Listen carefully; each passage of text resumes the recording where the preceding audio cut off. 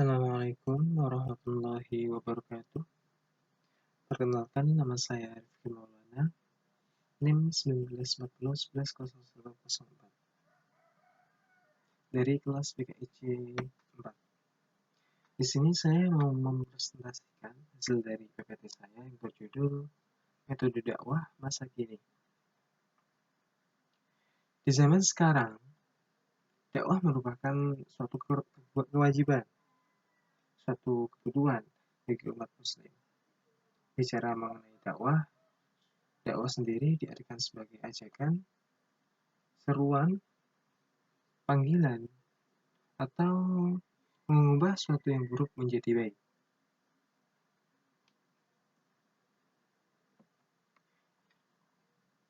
Pada zaman dahulu, Rasulullah SAW berdakwah menggunakan 3 metode, yaitu yang pertama metode bil hikmah, metode mau'idah hasanah, metode mujadalah. Tapi di sini saya tidak terlalu rinci dalam pembahasan ini, soalnya pada pertemuan kedua sudah dijelaskan secara rinci sama Bapak dosen. Gitu ya. Dan ketiga metode tersebut menjadi landasan dalam berdakwah. Karena sukses dan tidaknya suatu dakwah sering dilihat dari metode yang dijalankan, apalagi di era seperti ini, teknologi dan informasi yang begitu pesat. Di PPT ini saya menjelaskan langkah strategis dan efektif dalam menyebarluaskan ajaran-ajaran Islam, yaitu melalui media teknologi dan informasi. Pengertian dari media dakwah. Media menurut Haji Muhammad Khalili yaitu suatu alat atau perantara yang digunakan seorang komunikan dalam menyampaikan sebuah pesan.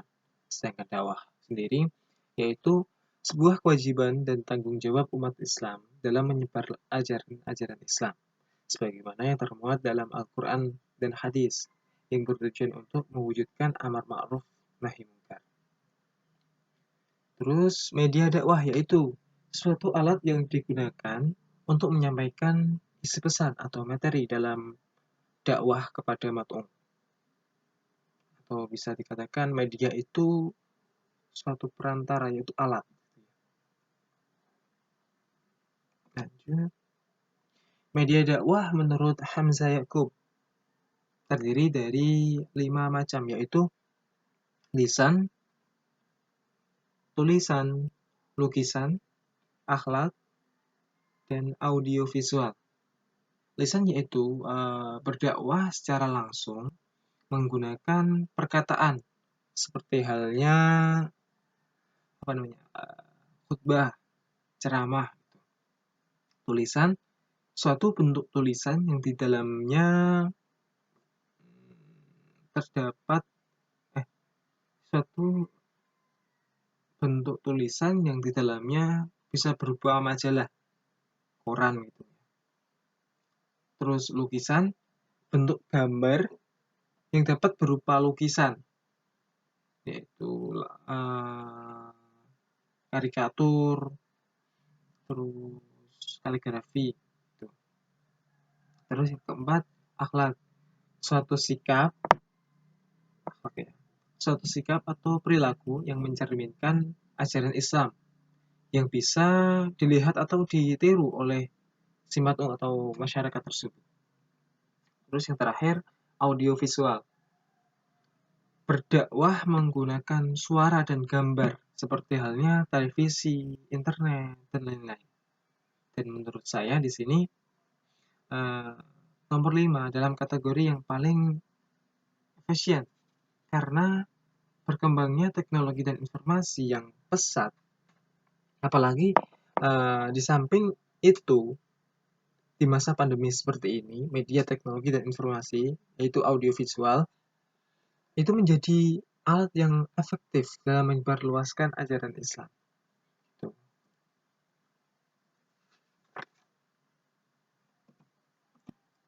Langsung. Metode dakwah zaman sekarang melalui media teknologi dan informasi, yaitu televisi, Facebook, web, Instagram, blog, YouTube, dan lain-lain.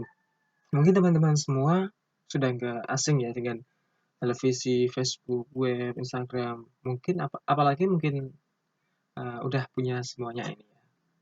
Jadi nggak perlu saya jelasin satu persatu gitu.